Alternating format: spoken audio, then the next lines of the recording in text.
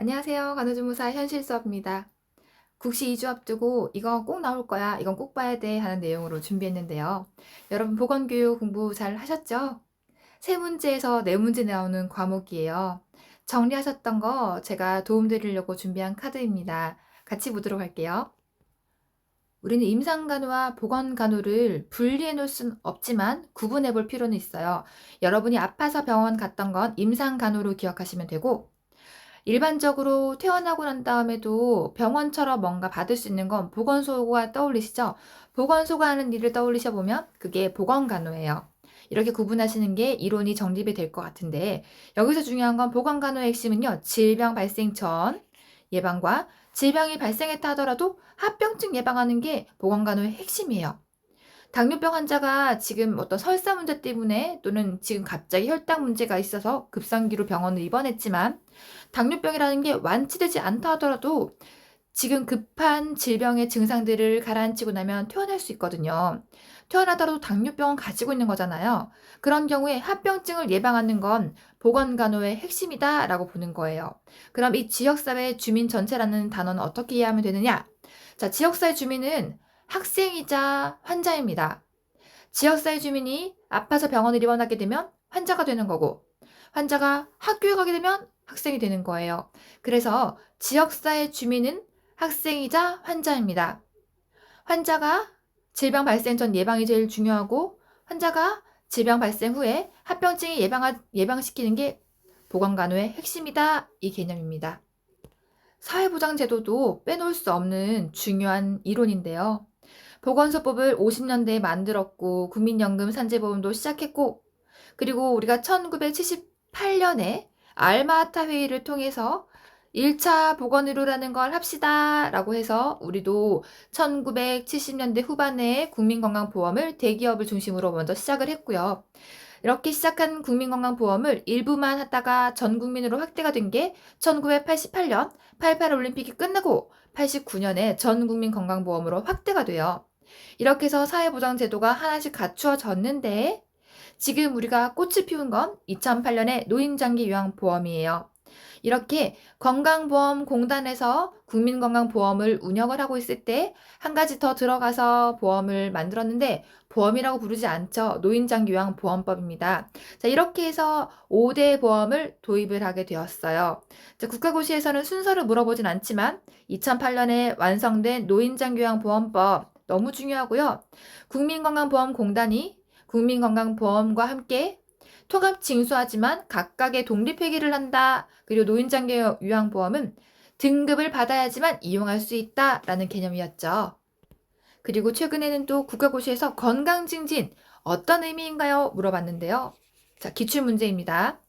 WHO 정의를 보시면 건강은 단순히 질병이 없는 상태가 아니라 사회적으로 안녕한 상태를 의미하는데요. 신체적이고 정신적이고 사회적으로 모두 안녕한 상태를 말합니다. 자, 중요한 건 여러분, 영적인 거는 들어가지 않습니다. 그리고 국민건강증진종합계획은 보건복지부 장관이 5년마다 세웁니다. 보건복지부 장관은 5년마다 임기가 있어요. 좀 표현이 이상하지만 5년마다 합니다. 그 5년마다 계획을 세우는데요. 핵심 가치는 스스로의 건강관리, 기본권으로서의 건강, 핵심을 가치를 두고 종합계획을 누가 세운다? 보건복지부 장관이 세운다. 보건교육은 이루어지는 순서가 있어요. 지식을 얻고 태도를 변화를 하고 내가 건강한 행동 습관을 쭉 해야 되겠다라는 행동 변화가 일어나야지 보건교육은 성공적으로 일어납니다. 그래서 보건교육의 핵심은요, 행동 변화를 일으키는 것이 가장 중요합니다. 학습이 이루어지는 원리가 5가지가 있었는데요. 자발성의 원리가 있었어요. 자, 자발성의 원리에서 단어가 어렵지 않아요. 학습 동기가 있다면 자발성이 있다라는 건데요. 학습 동기가 있고 없고는 보건교육의 성공을 결정하는 열쇠입니다. 학습 동기가 시험 문제에 잘 나오는 단어입니다. 보건교육에서 학습자가 준비해야 될 게 있는데요. 자, 신체적인 준비. 내가 지금 인슐린 주사를 내 배에 자가주사를 놓으려고 하는데 내 손놀림이 자유로운가? 신체적인 준비죠. 자, 이게 키워드가 국시 문제에 나왔던 내용이고요. 우리가 학습자를 지식을 전달하는 입장에서 이 교육자가 학습자의 준비 상태를 살펴보는데, 지금 손놀림이 자유롭네. 아, 신체적인 준비가 되어 있구나. 라고 본다라는 거고요. 여기서 중요한 건 이 준비를 잘 파악을 해야지만 보건교육을 효과적으로 이끌 수 있다 내용이에요. 그래서 보건교육은 계획부터 평가까지 평가를 반드시 계획 단계부터 세우는데 제일 중요한 건 학습자, 학생, 지역사회 주민 이 동등한 세 명이 학습자 어떤 걸 원하는지 요구도를 우리는 먼저 파악을 해야 되고 목표를 설정을 하고 그리고 집행 계획을 해서 마지막에 평가까지 해서 피드백을 통해서 보충 학습을 할 수도 있습니다. 이게 보건교육의 흐름입니다. 그리고 재밌는 게 있어요. 보건교육은 그냥 하는 것보다 이 순서대로 하는 게 보건교육이 조금 더 효과적이다라는 게 있는데요. 자, 밑에서부터 올라가면서 보면 돼요. 과거 내용부터 최신의 내용을 하고, 단순한 것에서 복잡한 것으로 하며, 쉬운 것에서부터 어려운 것, 아는 것에서부터 모르는 것으로 하면 보건교육이 쉬운데, 자, 중요한 세 번째 거, 구체적인 것에서부터 추상적인 것으로 하는 게 효과적으로 보건교육을 할 수 있더라. 자, 세 번째가 중요한 내용입니다. 나머지는 쉬워요. 구체적인 것으로부터 추상적인 것까지 이 순서가 중요합니다. 기출문제의 키워드입니다. 우리는 보건교육을 할 때 대상자의 수, 난이도, 교육 장소, 예산, 시간들을 가지고 선정을 할 수 있는데 교육 방법을 고를 때 교육자 중심으로 선생님 중심으로 할 것이냐, 학습자 중심으로 할 것이냐. 자, 여기 중요한데요. 우리는 학습자 중심으로 해야 돼요. 왜냐? 학습자가 주인공이기 때문이에요. 학습자는 환자이자 학생이자 지역사회 주민이었어요. 그래서 여기 나와 있는 집단토의, 시범, 역할극, 능동적인 참여를 일으킬 수 있는 이 학습자 중심의 보건교육이 중요하고요. 학습자 중심으로 교육을 할 때 한 번 보내고 끝나는 일방식도 있지만 주고받는 왕래식이 있어요. 그래서 왕래식 교육도 중요해요. 먼저 학습자에게 개별적으로 하거나 집단으로 하거나 하는 방법도 있을 수 있는데요. 학습자에게 개별 교육이 사실은 가장 효과적이지만 1대1로 하게 되면 시간이 굉장히 오래 걸릴 수 있어요. 그래서 효과적인 보건교육 방법이긴 하지만 가성비가 떨어질 수 있기 때문에 잘 활용을 해야 되겠고요. 중요한 건 이 면담, 상담은 어떤 환자에게 하는 게 좋은가? 성병 같은 거, 우리가 은밀하게 드러내고 싶지 않은 질병은 우리는 보건교육을 할 때 면담, 상담의 기술을 활용하는 것이 좋습니다. 그래서 눈높이 대화, 그리고 어떤 비판적인 태도를 보인다더라도 그것도 우리는 수용하는 자세가 필요해요. 보건교육을 할 때 라포 형성이 중요하다. 신뢰감을 가지고 상대를 존중해야지, 경청해야지 효과적인 면담 상담이 이루어지는 개별 교육이더라.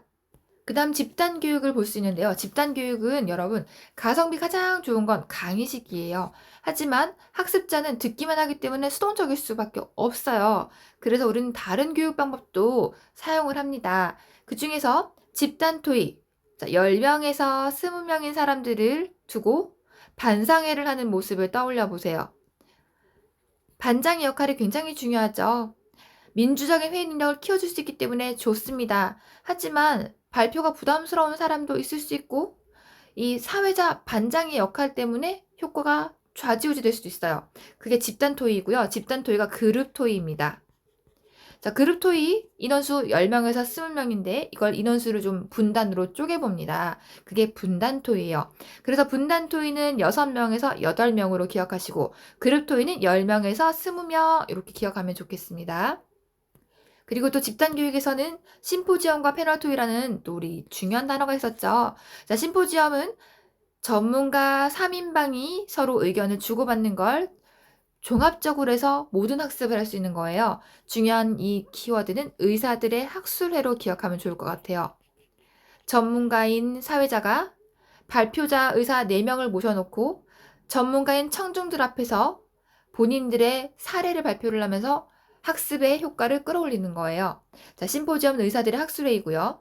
패널 토의는요, 사회자, 아나운서를 중심으로 상받는 의견을 가진 사람들이 발표를 하는 걸 일반인들인 청중들은 들어요.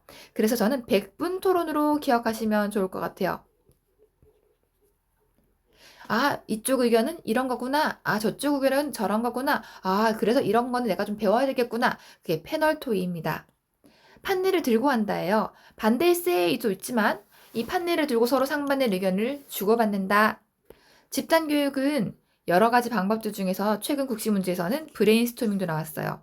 창의적인 아이디어의 흐름, 아이디어의 자유로운 흐름, 그리고 입장 바꿔 생각해봐, 역할극, 인원수가 많아도 할 수 있지만, 집단의 인원수가 많아도 할 수 있지만, 대신에 원하는 역할을 맡을 수는 없다. 그리고 효과적인 보건교육 방법 중에서 보여주는 시범학습법. 끝나고 나면 어떤 방법으로 평가를 할까요? 관찰법 시험 문제 나왔고요.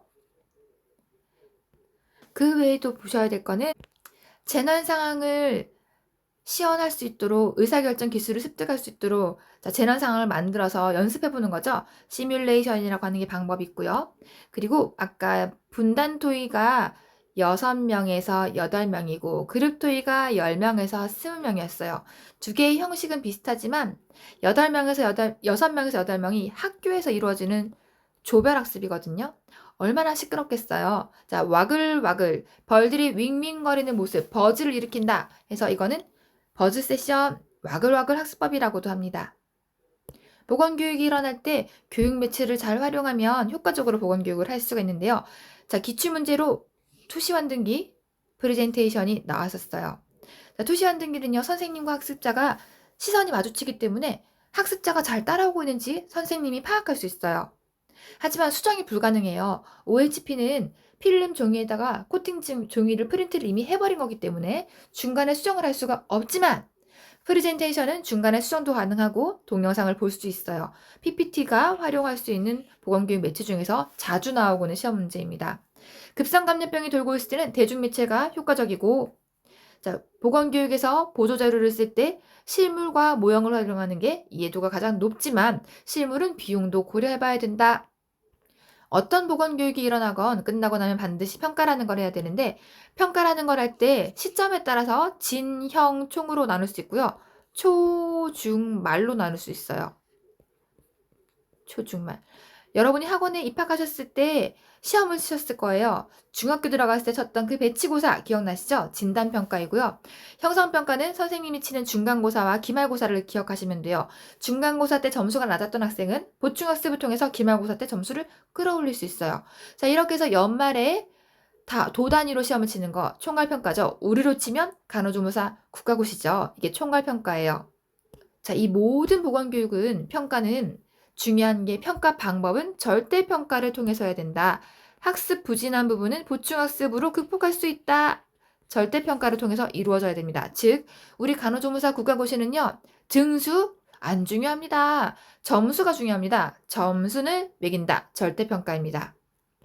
점수만 넘으면 합격이죠. 자, 이게 절대평가예요. 평가 기준에 따라서도 나눌 수 있었는데요. 자, 목표 지향, 무엇을에 관심을 가지고 있느냐, 절대평가를 통해서 한다고 했죠. 점수보다는 등수에 관심이 있어, 상대평가예요. 지금은 절대평가가 대세다. 최근 국가고시에 또 신뢰도가 나왔었거든요.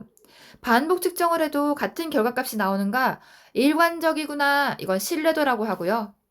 반복 측정과 다르게 측정하고자 하는 것을 제대로 평가했나, 그 평가 도구가 합당해? 올바른 거야? 자, 이걸 타당도라고 얘기해요. 자, 보건교육을 예전에는 시점별로 들어간 진, 형, 촉을 많이 물어봤지만 최근에는 투과성으로 해서 성과평가는 장기적인 평가를 측정하는 데 좋기 때문에 고혈압 환자가 운동과 식이요법으로 혈압이 떨어졌어요. 자, 이때 효과적으로 보건교육을 평가할 때는 어떤 걸로 합니까? 성과평가입니다. 혈압이 떨어졌나요? 이거 어떤 평가라고요? 성과평가입니다. 우리는 보건교육에서 시험 직전에 한 번 더 체크를 해봐야 될 것들은 보건교육의 궁극적인 목표는요. 학습자, 학생, 환자, 지역사회 주민의 행동 변화가 가장 중요하고 행동 변화를 이루기 위해서 가장 먼저 파악해야 될 건 어떤 걸 가르쳐 드릴까요? 어떤 게 관심 있으세요? 요구도 파악을 먼저 해야 되며 학습자는 학습 동기가 반드시 있어야지 학습 효과가 뛰어날 것이다. 그리고 감염병 유행할 때는 대중매체, 실무 습득에는 시범, 그리고 태도 변화에는 행동은 역할극이 효과적이고 이 모든 보건교육의 평가는 절대평가, 점수에 관심을 가진다. 부족한 부분은 보충학습을 통해서 점수를 끌어올릴 수 있다. 자, 이게 보건교육에서 자주 나오는 체크리스트예요. 자, 여러분 어떠신가요? 자, 우리 15분 동안 공부했는데요. 여러분이 알고 계신 거 머릿속으로 정리 잘 되셨을 거예요. 다음 시간에도 다른 과목으로 가지고 와서 정리해 보도록 할게요. 감사합니다.